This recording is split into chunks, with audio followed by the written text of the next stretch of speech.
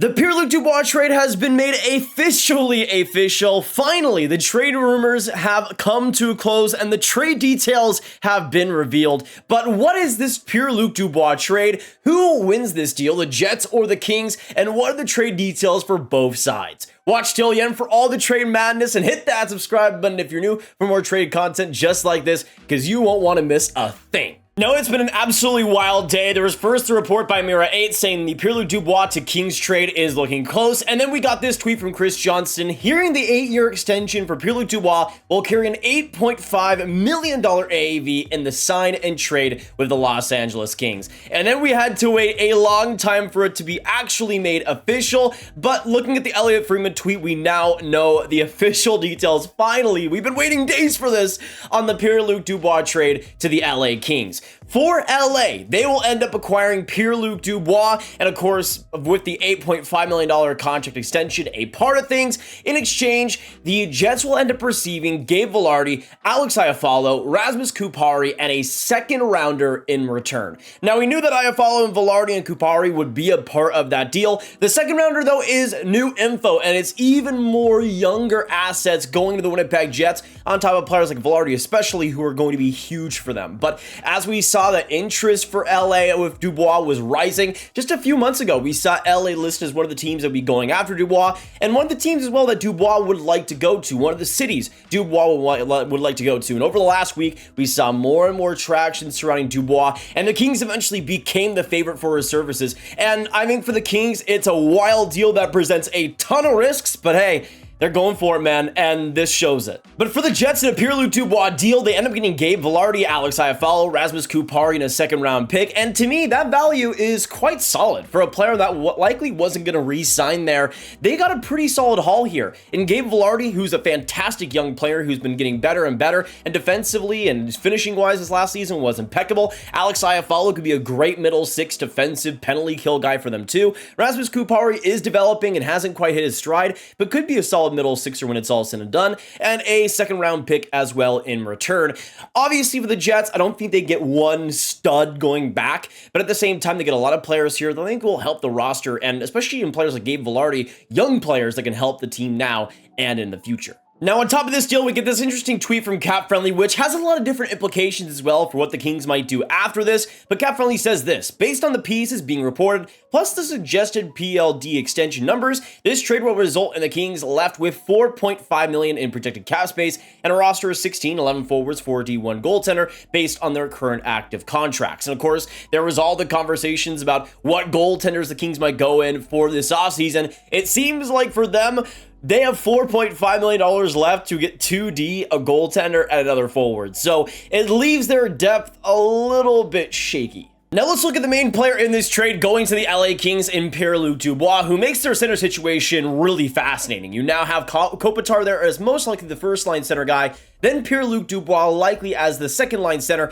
and then likely you got Philip Deneau as your third line center, which is just absolutely insane. And as of right now, they're an incomplete lineup, but if they are able to fill that out, their center core becomes one of the best in the league. But at 25 years old, 6'3", 218 pounds, started off the year with the Jets in a lot of 1C situations, but balanced out as that top six center for them. But as you can see, this last year in 73 games, got 27 goals, 36 assists for 63 points, and I think as a 5-on-5 offensive passing generator, he's a guy that has done a good job, especially this season, and got 4 points in 5 playoff games with the Jets as well this year. But to me, I don't think you should really be expecting much defense. Even though that physical size is good, he doesn't hit a whole lot. I mean, Alex DeBrincat, for instance, had more hits than him this year. But Pierre-Luc Dubois is a unique position where I think LA is a team that can shelter him pretty well, and I think by the time that Kopitar is gone, he could maybe rise that first line center spot. That's why I think the Kings made this deal really, for the most part, is not just the winning now, but also having Dubois for the future, having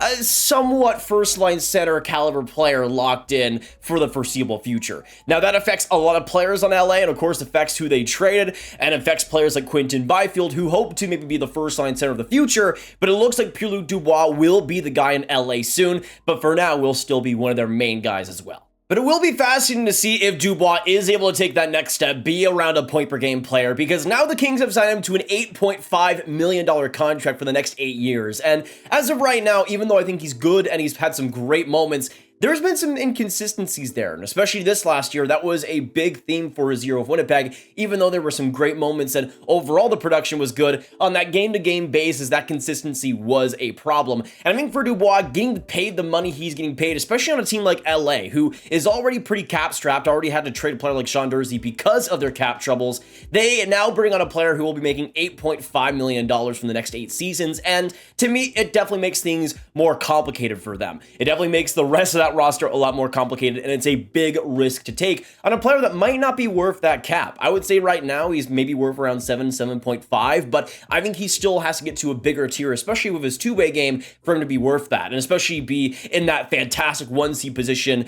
after Kopitar. That's a lot of pressure, that's a lot of time, and for me, Dubois is in a position where right now, I don't know if he'd be able to handle that, but maybe in the future he does. It is a big risk for the Kings to make, but it does make their center core a lot better for the now, and we'll see how the ripple effect kind of goes throughout the rest of this team. Because again, you got 11 forwards, 4 defensemen, 1 goalie signed. That's not ideal. Now let's also take a look at who the Jets got back in this deal, and I mean, it made sense. If Pierre-Luc Dubois was going to be brought in by the Kings, Gabe Vilardi was likely the guy to go, just because of his position as well as just the place that he has in the Kings system. But at age 23, 6'3", 216 pounds, similar frame as well to Pierre-Luc Dubois, but he was drafted 11th overall back in 2017, and you can see the production this last year where he really got back to that amazing, talented hype level that we all saw back in his draft year. In 63 games, got 23 goals, 18 assists for 41 points, and when he was healthy, was spectacular, and also got 4 points in 5 playoff games. Vilardi was great, and only had 4 less goals than Pierre-Luc Dubois this year, and especially early on in the season was, I believe, a point per game, sometimes above a point per game. He was fantastic, and I think in a bigger role with Winnipeg Jets on that top 6, and with players like potentially Blake Wheeler going off the roster, and now, of course, Pierre-Luc Dubois off the roster, we'll see Vilardi in that top 6 with great power play time, and I think that's really going to benefit him well. But on top of those point numbers, he's just been a solid defensive player through and great at throwing the needle and creating turnovers. He's a guy I think the Jets will really love, Rick Bowness will really love, and will be a mainstay on this team for a long time. Then you got Alex Iafallo, who is in an interesting position as well. 29 years old, 6 foot, 201 pounds, making $4 million for this year and next. And by the way, on Vilardi's deal, he'll be a RFA, but I don't really see the Jets having much problem signing him. But with Iafallo, just a great premier defensive forward who this last year got 36 points in 59 games. And to me, Iafallo is a player that LA also probably would have gotten rid of because of that cap hit, but I don't think it's really a problem at all,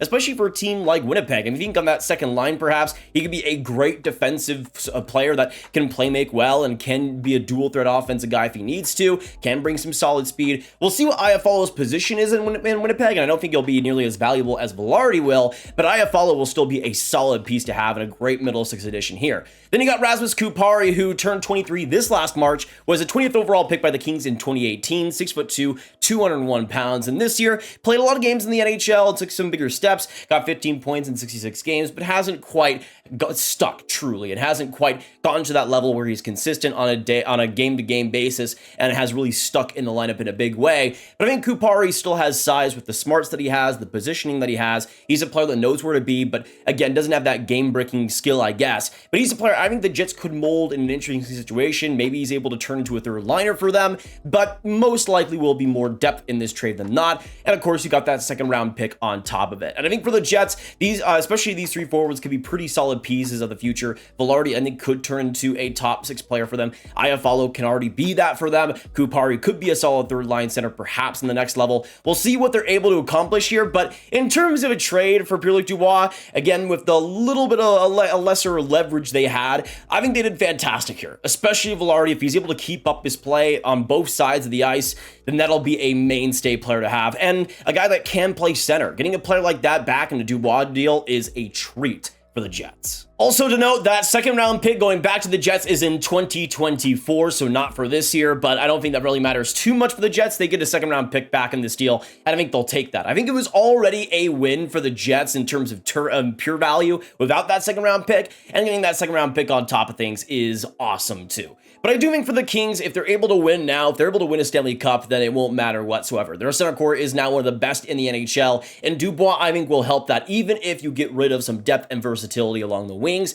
I feel like for the Kings, they're in a unique position, and I think a lot of this deal also depends for the Kings what they do for the rest of this offseason. How many more deals do we see? Do we see them make another trade on defense? What do they end up filling up the rest of this roster with? That will be what's most important, and that might be what is most important for the Kings' success this next year. We'll have to wait and see. I would say right now the Jets end up winning this trade, but for the Kings, if Dubois becomes that first-line center for them, then I think for that, it's a worthy trade to make. But we'll see what happens. Thank you guys so much for watching the trade breakdown. If you did enjoy, hit that like button, hit that subscribe button, hit that notification bell. I want to know your thoughts down below. Comment, what do you guys think about this Dubois trade, and who do you guys see winning, the Kings or the Jets? Who comes out on top of this deal? And of course, share the video for all the hockey fans you guys know online. Get the Dubois trade out there and click on this card for all of my hockey trade talk right in one playlist. My name is Nathan. Have a fantastic day, and I'll see you in the next one.